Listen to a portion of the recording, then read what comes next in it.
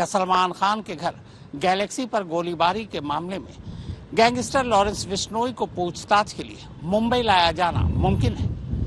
क्या लॉरेंस बिश्नोई से पूछताछ वीडियो कॉन्फ्रेंसिंग के जरिए जेल से ही हो सकती है, या फिर मुंबई की क्राइम ब्रांच की टीम खुद अहमदाबाद की साबरमती जेल जाकर लॉरेंस बिश्नोई से पूछताछ करेगी? दरअसल गृह मंत्रालय के एक आदेश के चलते फिलहाल लॉरेंस को साबरमती जेल से बाहर निकालकर पूछताछ के लिए कहीं और ले जाना मुमकिन नहीं है।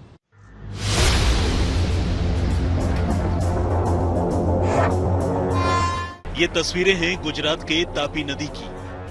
करीब 724 किलोमीटर लंबी ये नदी मध्य प्रदेश के बैतूल से निकलकर महाराष्ट्र से होते हुए गुजरात तक पहुंचती है और अरब सागर में विलीन हो जाती है। इन दिनों सूरत के आसपास इसी तापी नदी में पुलिस और गोताखोरों की एक टीम एक मिशन में लगी है। एक ऐसा मिशन जिसका सीधा संबंध मुंबई में सलमान खान के घर पर 14 अप्रैल को हुई फायरिंग से है। कई घंटे चलने के बाद आखिरकार पुलिस के मिशन में वो मुकाम आता है, जिसके बाद तमाम पुलिस वालों के साथ साथ काम में लगे गोताखोर भी राहत की सांस लेते हैं।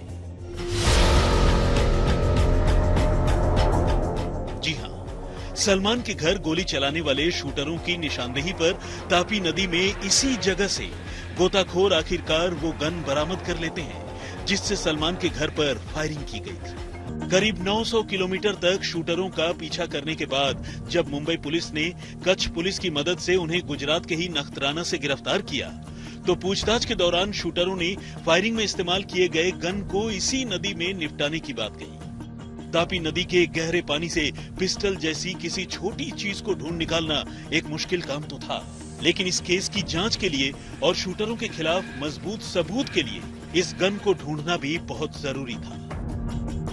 ऐसे में मुंबई पुलिस के क्राइम ब्रांच की एक टीम एनकाउंटर स्पेशलिस्ट दया नायक की अगुवाई में सूरत पहुंची और शूटर विक्की गुप्ता और सागर पाल की निशानदेही पर उसने तापी नदी में सर्च ऑपरेशन की शुरुआत की। 22 अप्रैल की सुबह करीब 7 बजे से शुरू होकर ये ऑपरेशन अगले दिन यानी 23 अप्रैल की दोपहर 12 बजे तक चला और आखिरकार पुलिस ने नदी की गहराई से शूटआउट में इस्तेमाल किए गए असलहे की बरामदगी में कामयाबी पाली। पुलिस को नदी से एक नहीं बल्कि 2 पिस्टल, 3 मैगजीन और 13 जिंदा कारतूस मिले।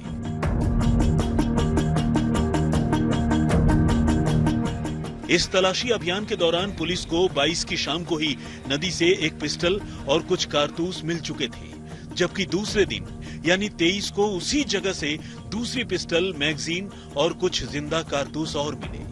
पुलिस ने वारदात के फौरन बाद सलमान खान के घर के पास से कुछ बुलेट्स और गोलियों के खोखे बरामद किए थे। अब पुलिस बैलिस्टिक एक्सपर्ट्स की मदद से ये इंश्योर करने की कोशिश करेगी कि तापी नदी से बरामद किए गए दोनों पिस्टल में से आखिर किस पिस्टल से शूटरों ने सलमान के घर पर फायरिंग की। फायरिंग में वाकई नदी से बरामद 2 पिस्टलों में से किसी एक का इस्तेमाल हुआ या फिर इसकी कहानी कुछ और है। वैसे तापी नदी से हुई पिस्टल की इस बरामदगी से कई चीजें साफ हो गई।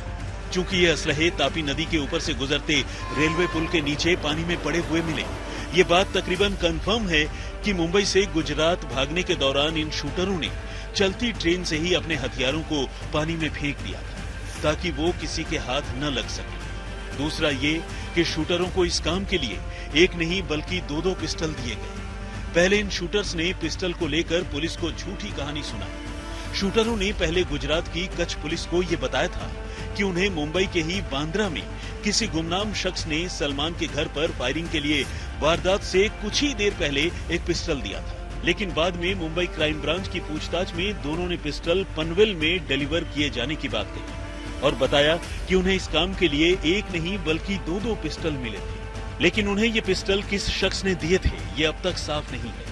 और शूटरों के इसी कबूलनामे के आधार पर पुलिस ने गुजरात की तापी नदी में ये तलाशी अभियान चलाया।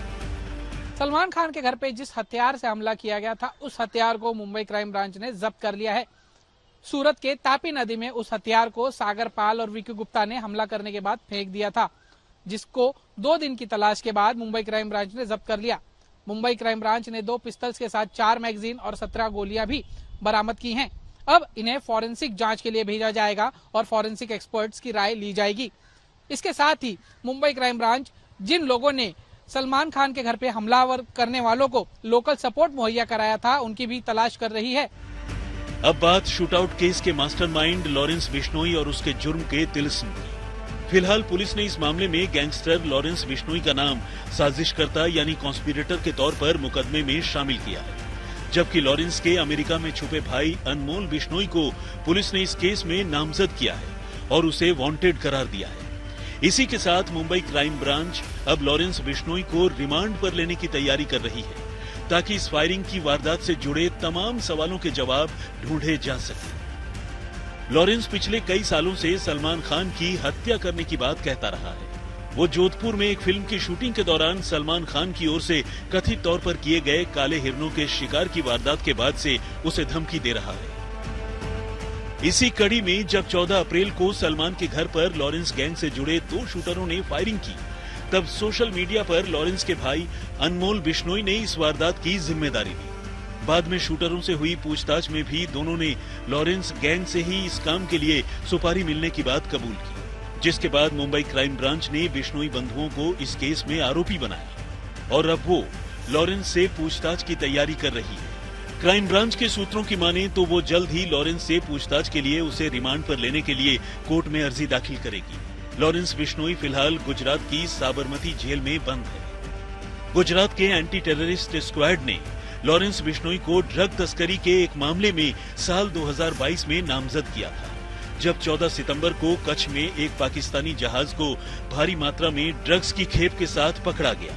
पुलिस सूत्रों की माने तो ड्रग की उस खेप को भारत में मंगवाने के पीछे लॉरेंस बिश्नोई भी शामिल था। इस सिलसिले में एटीएस ने लॉरेंस से पूछताछ भी की थी, जिसके बाद उसे दिल्ली की तिहाड़ जेल से 23 अगस्त 2023 को गुजरात के साबरमती जेल में लाया गया और तब से लेकर अब तक लॉरेंस इसी साबरमती जेल में बंद है। इस तरह से देखा जाए तो लॉरेंस पर गुजरात में मुकदमा तो है ही, साबरमती जेल में उसे रखने के पीछे सुरक्षा भी एक वजह है, क्योंकि दिल्ली और पंजाब की कुछ जेलों में लॉरेंस को दुश्मन गैंगस्टर्स से जान का खतरा है, जबकि साबरमती जेल की गिनती देश की हाई सिक्योरिटी जेलों में होती है।